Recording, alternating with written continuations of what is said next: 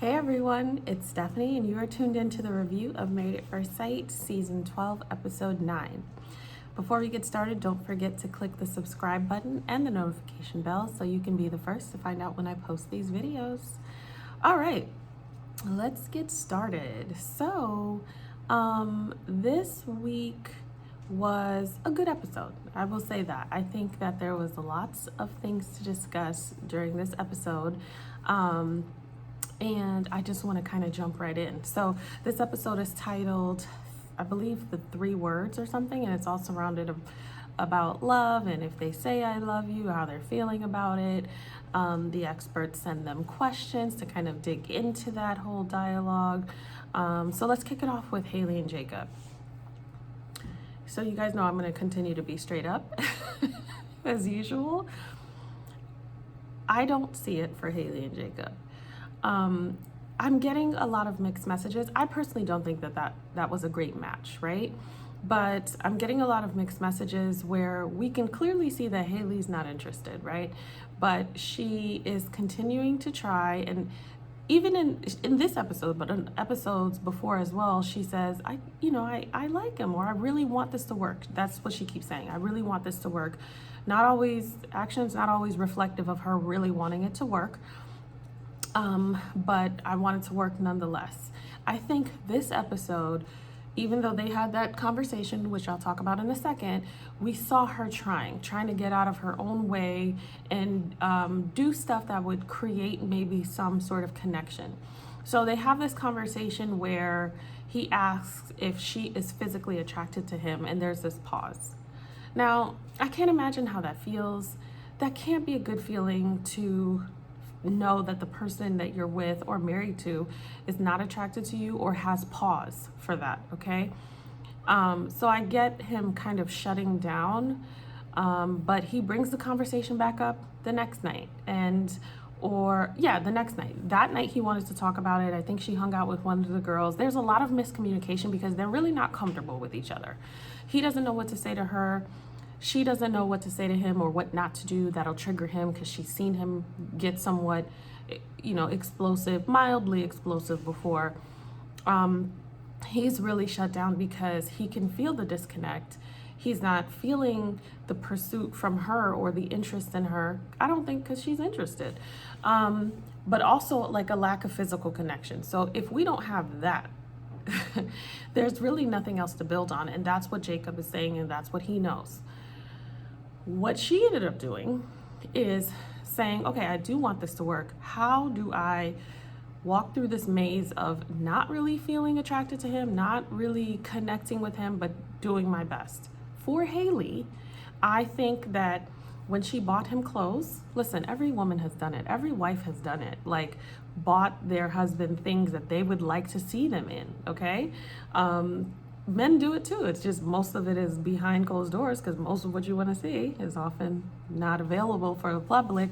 But that was a normal thing to do. I thought that was a kind gesture from Haley to buy him some clothes that were from this century, from these decades that are recent, to try to say, hey, maybe I'm so distracted by what turns me off about him that if I put him in something that turned me on, like maybe that there could be something here. I appreciate that she did that.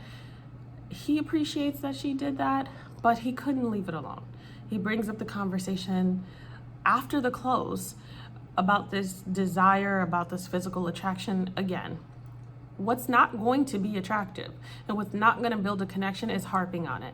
I get that he felt a certain way. I get that he wants to talk about it, but constantly talking about it and almost like it felt like a little berating. Like you have to open up or your walls are up and you're not comfortable. It's like, this is not going to help. Like, you guys had a conversation.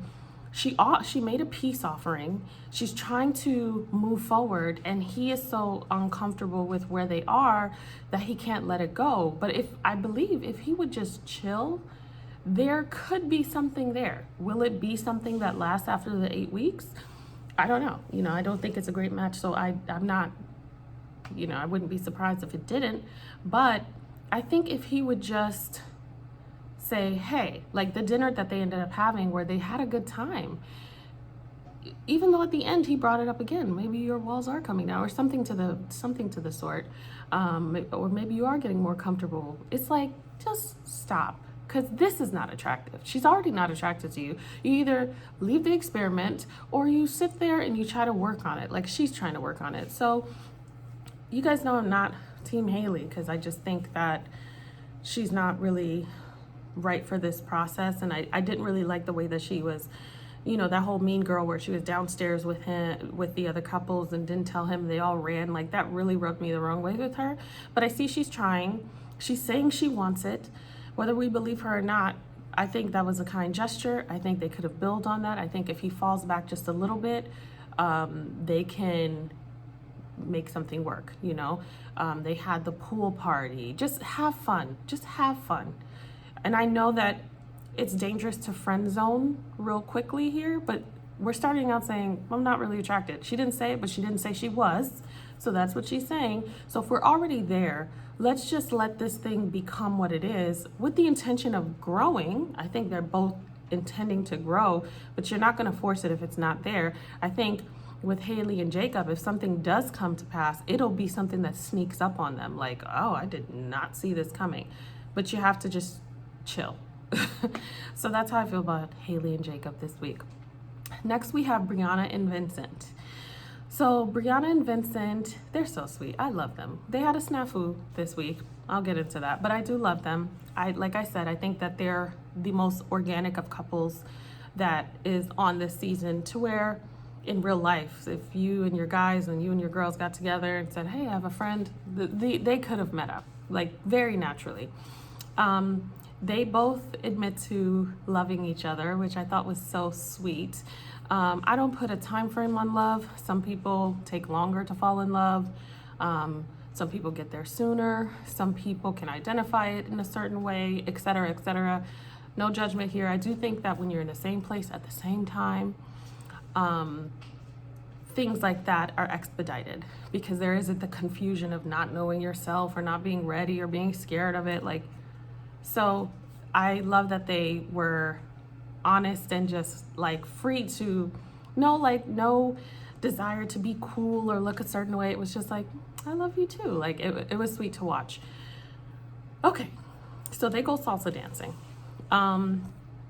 because they were talking about dancing at the wedding. So Bree signed them up for the salsa class. He is stronger in bachata. So where that might seem, oh, it's salsa, and everybody probably is like, he's Spanish, and there are different there are different types of dances that require different steps, right? It's not just one. So he did not pick up the salsa dancing quickly. He was really, really frustrated with the fact that he could not be smooth and almost perfect. There's this like desire to be perfect, to show himself in this way that is so perfect and so smooth. And he shut down. And so the experience that could have been had is not, because his energy is off. It's serious. He's not in the moment. He's in his head, and he shuts down. He's angry. She's kind of like, well, we had a good time. Like, very, very much what a supportive spouse would be like, not to make you feel bad. I read a lot of the comments. A lot of people give Brianna a hard time because she is so direct. And I've said many times that I do believe that she needs to soften her edges, because it's learning to communicate a different way, right? Because this person is challenging you to do something that no one ever has. So we're not going to be 30 plus years old, or however, I don't think she's even 30, but we're not going to be how many ever years old we are and then change within 8 days or 11 days, whatever it is. But to me, Brianna showed a great side of herself. She showed that she can be supportive and not biting. And I stand by what I said last week, that Vinny needs to work on his issues and that he was overly sensitive with the champagne. Because I saw a lot of comments that were like, no, it's Brianna. And this week clearly demonstrate that Vinny has some issues that is not about how Brianna says stuff, because we were not there with the champagne, right? We heard what he wanted her to do, but we didn't hear the tone or inflection or anything, which is why I'm still gonna say whether she said it, I mean, unless she said it completely rudely, it probably wasn't that. It was Vinny. And we see that this week, that he is so dead set on being so perfect that he shuts down. And she had to kind of like coax him into saying that he wasn't okay, because he couldn't even say that. And he ruined the date, I think. The end of it could have been, they could have like made light of it. She was making light of it. Whatever issues he has going on, he needs to work on, because this is going to be a recurring theme.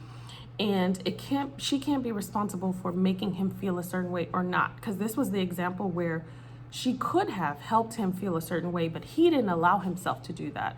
And I don't know where that comes from. I would love to figure out where that trauma that's so connected to the perception of perfection and insecurity comes from, because it's triggered in the most simple of things.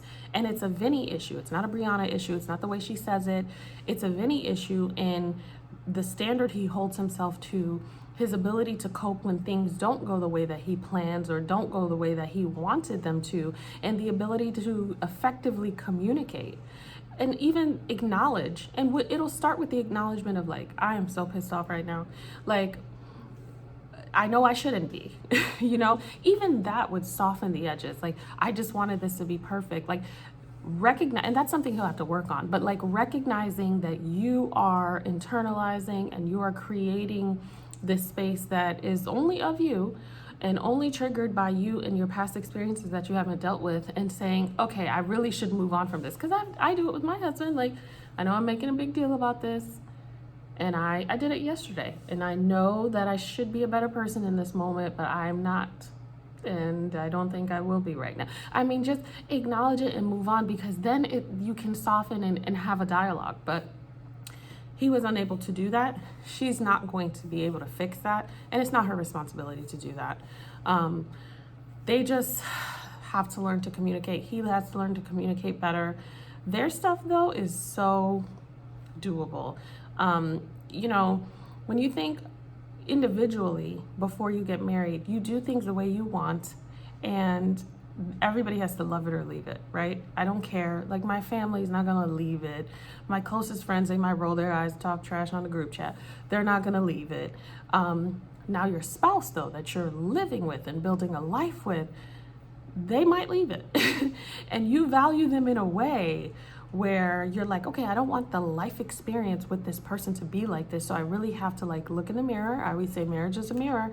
Look in the mirror and see that there's some things that I have to change. They don't change overnight. They might pop back up, especially if they're your autopilot. But the intention to change them and to make an incremental steps in doing better, because it's not going to change overnight, just with the realization, is going to be really beneficial for the relationship.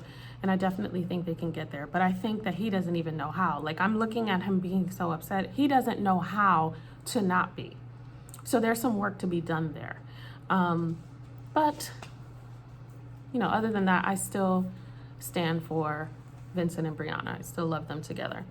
So yeah, that's what I thought about them this week. Next, we have Ryan and Clara. I continue to say that I don't get Ryan and Clara. I don't think that they're matched well.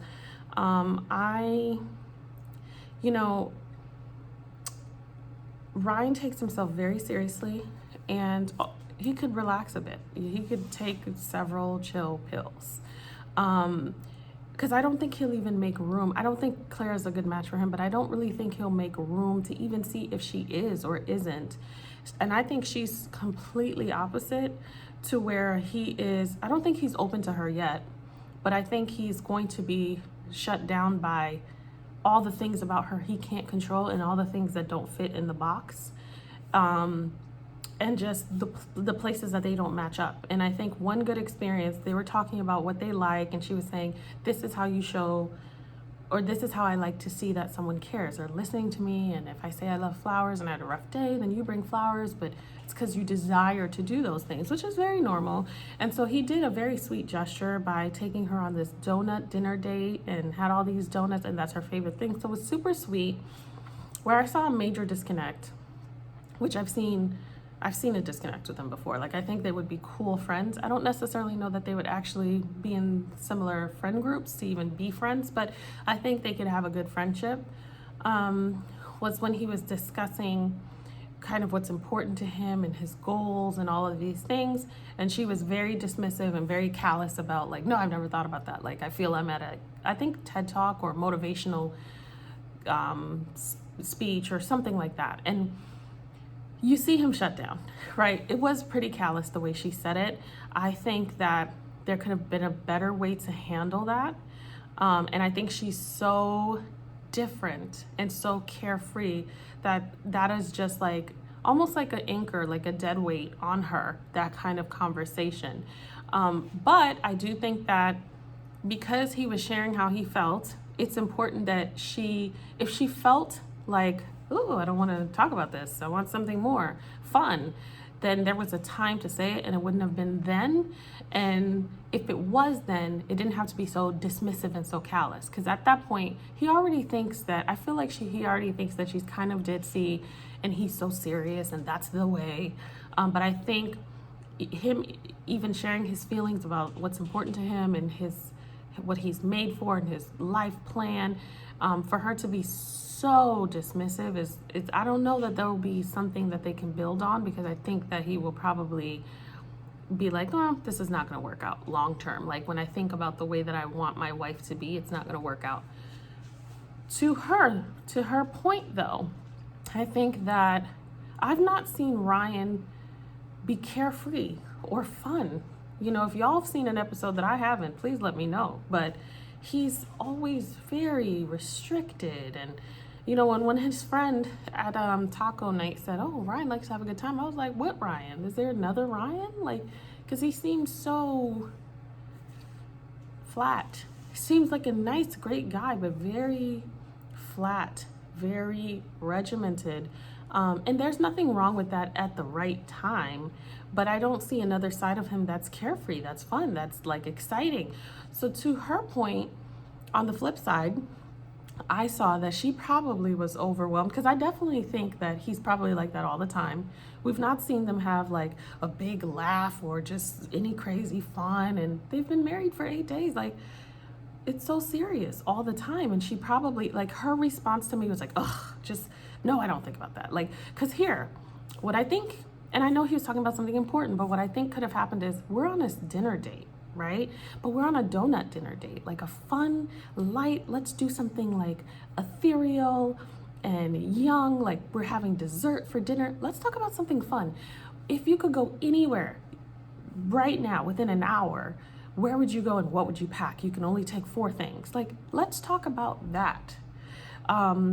Because the other conversation, albeit very important, probably happens more often than not, right? So she probably, in my mind is how I'm kind of conceptualizing this, hit her limit where it's like, let me just eat this damn donut, bro. Like, let me just no, I don't think about it. Is it the way she should have responded? No, I think she could have done better. Could she possibly be overwhelmed by his overwhelming heaviness? I would not be surprised if she was. I'm making all of this up though, obviously. It's just the way that I saw the conversation and how it could have been better, and probably the stuff that is stemming from it too, the stuff that's connecting. Like, maybe he's not getting enough seriousness from her, so he's like, you know, if you could do this, and she's not getting enough fun from him, so she's like, no, I don't care, you know. They're ill-matched, and it continues to show. So, you know, there's, you know, and even his restrictions on love. Like, for me, I'll say, yeah, love takes some time, and I it's not something that I just do all the time, or not something I ever did all the time. But I didn't restrict myself. But he is like, you gotta earn it. Like, and if you do everything you could do to earn it, you still may not get it. And it's like, that's kind of overwhelming too. So I don't think that they'll get there at all either. You know, for the love portion of this episode, you know, even them answering the question, it's just, he's so closed off. It's just, it's too much. That's Ryan and Clara. Next we have Eric and Virginia. So Eric and Virginia did say that they love each other.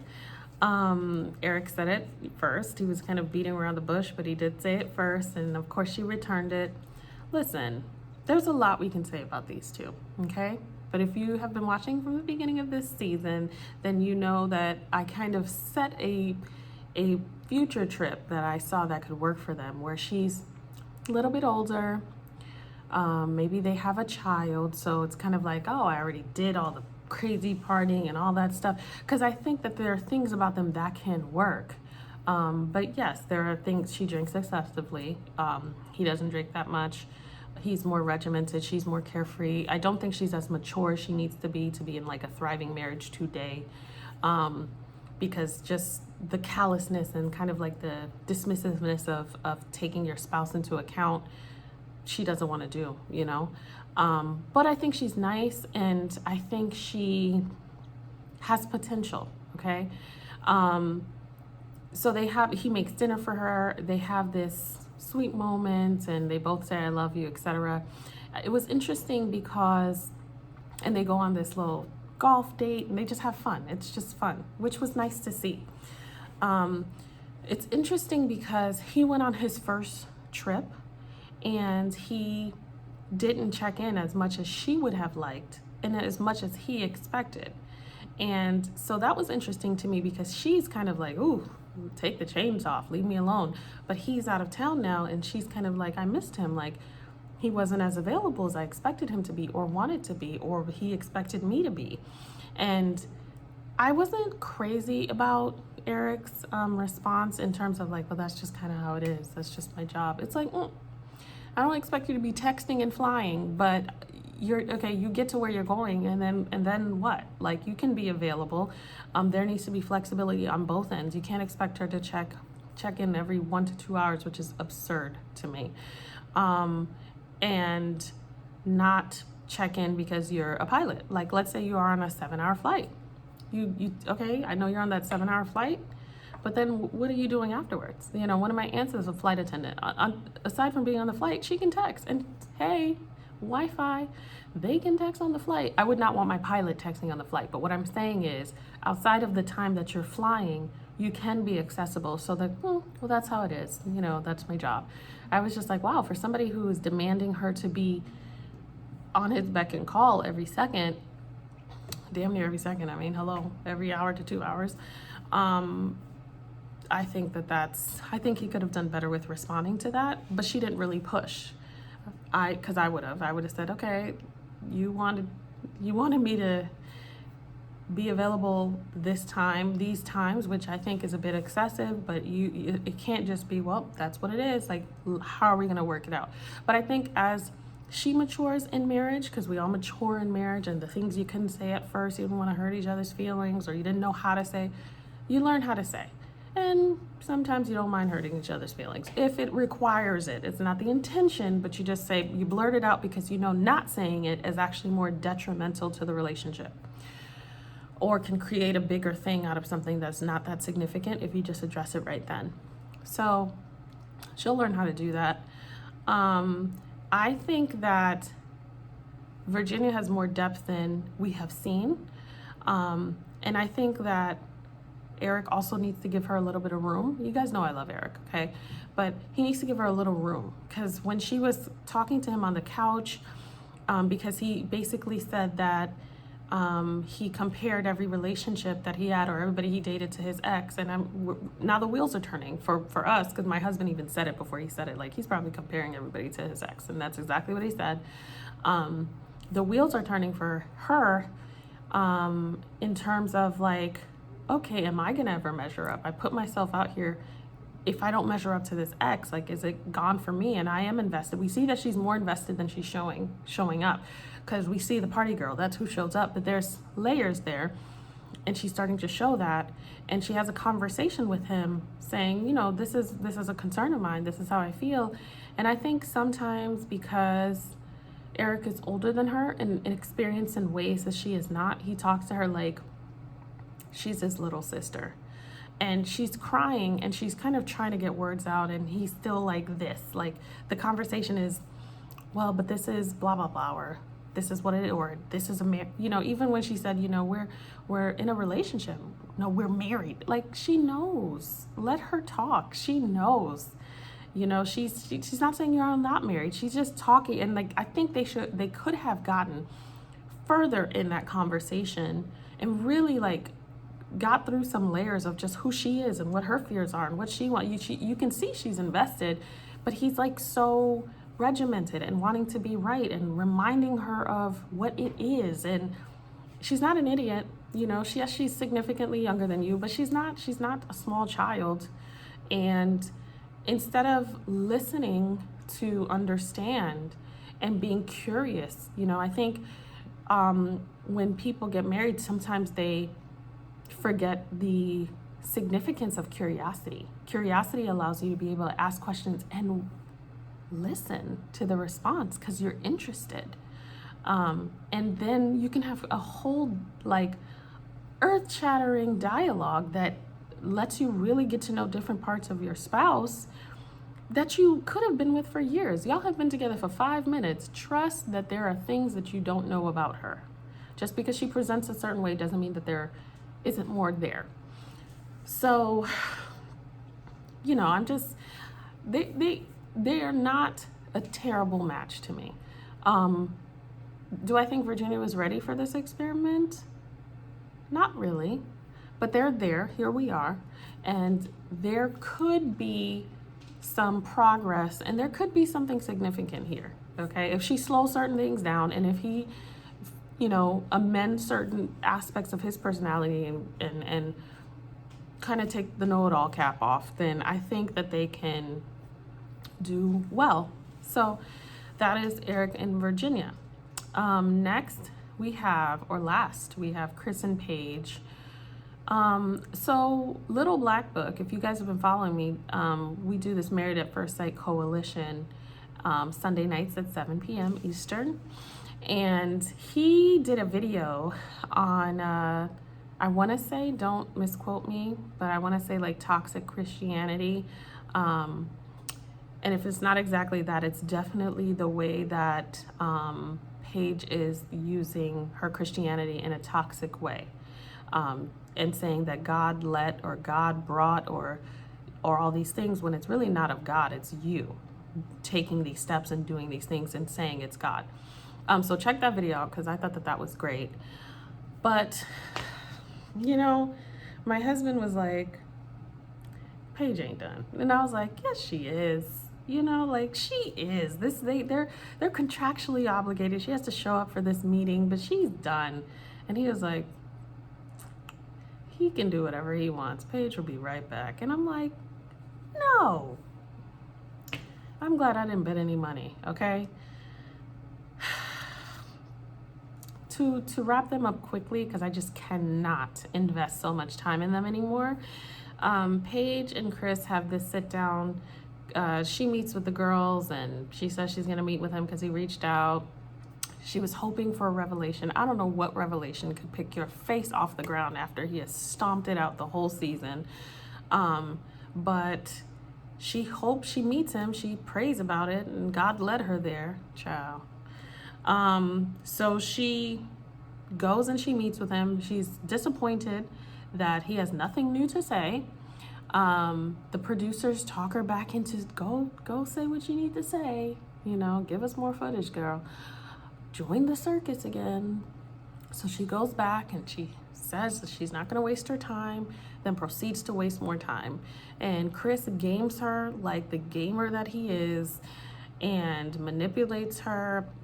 Chris should write a book on foolishness because clearly he's like the master at it, and talks about his fears and fear of like being happy and falling in love with her and somebody else raising his child, just all this stuff. But the reality is you weren't attracted to her.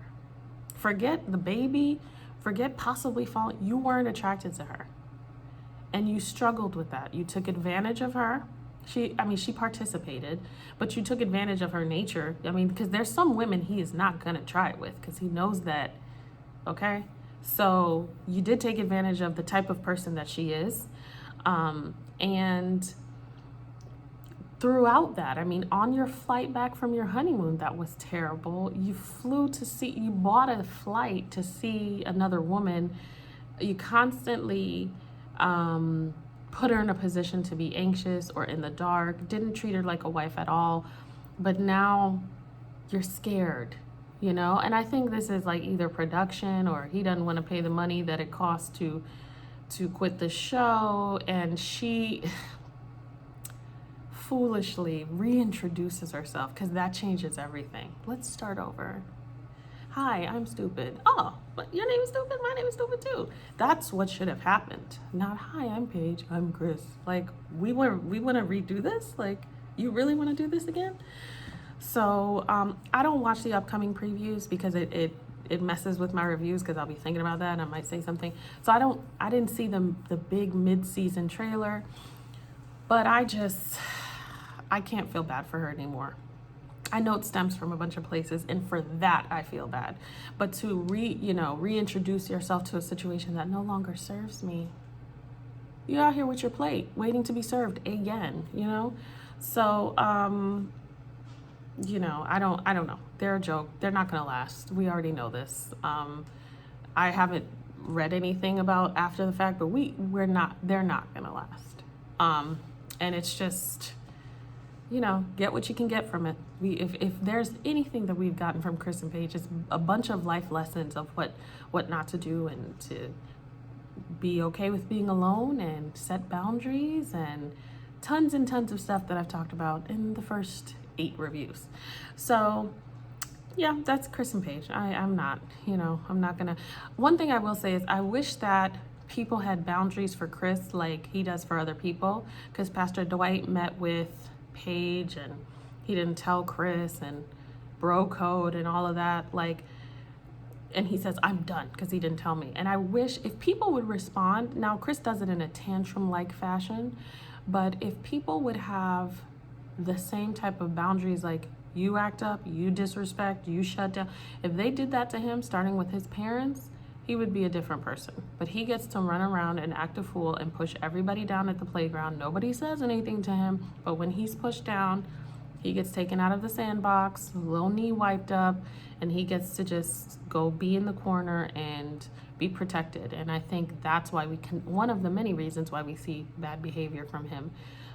So when he said, I'm done with Pastor Dwight, I'm like, Pastor Dwight should have been done with you when you showed out at that conversation that,